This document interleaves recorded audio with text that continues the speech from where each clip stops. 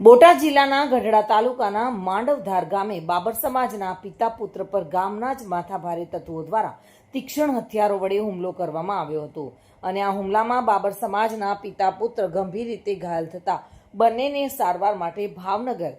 હોસ્પિટલમાં સારવાર માટે દાખલ કરવામાં આવ્યા છે અને હાલ સારવાર ચાલુ છે। આ ગંભીર પ્રકારના હુમલા બાબતે ફરિયાદ પોલીસ સ્ટેશનમાં કરવામાં આવી છે, પરંતુ પોલીસ દ્વારા કોઈ નક્કર કાર્યવાહી નહીં કરાતા આરોપીઓની અટકાયત કરવામાં નહીં આવતા આરોપી ખુલ્લેઆમ ફરતા હોવાથી હજુ પણ ધમકી આપી રહ્યા છે, જેથી ભાવનગર અને બોટાદના બાબર સમાજ દ્વારા બોટાદ એસપીને આવેદનપત્ર આપવામાં આવ્યું હતું અને તેમાં જણાવ્યું હતું કે આરોપીઓની તાત્કાલિક ધરપકડ કરવામાં આવે અને ભોગ બનનાર વ્યક્તિના પરિવારોને રક્ષણ પૂરું પાડવામાં આવે તેવી માંગ સાથે ભાવનગર અને બોટાદના બાબર સમાજ દ્વારા એસપીને આવેદનપત્ર આપવામાં આવ્યું હતું।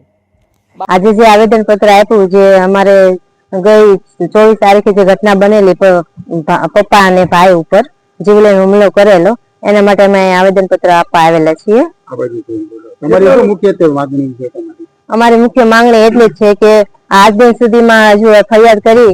છતાં હજુ એ લોકોની ધરપકડ કરવામાં નથી આવી। ભાવનગર બાબતમાંથી છાત્રાલયના પ્રમુખ તરીકે અને માંડવધાર ગામમાં ગઢડા તાલુકાનું માંડવ ગામમાં જે બનાવ બન્યો છે તેમના દીકરી અસ્મિતાબેન અહીંયા આવ્યા છે, તો હિંમતભાઈ બીજલભાઈ ગઢડાનો જે અને પ્રકાશભાઈ હિંમતભાઈ ગઢડા જમીન માટે જેવડે હુમલો કરવામાં આવ્યો છે, તો બાબર સમાજના અમારા ઘર ગામની અંદર થોડા હોય અને આ પટેલ સમાજે જે હુમલો કર્યો છે તેના માટે અમે એસપી કચેરી બોટાદમાં આવેદનપત્ર દેવા માટે આવ્યા છે। કલેક્ટર કચેરીમાં જવાના છીએ અને જો આયાથી અમને ન્યાય નહીં મળે તો ગુજરાત રાજ્યના ગૃહમંત્રી શ્રી હર્ષ સંઘવી પણ દેવા જવાના છે।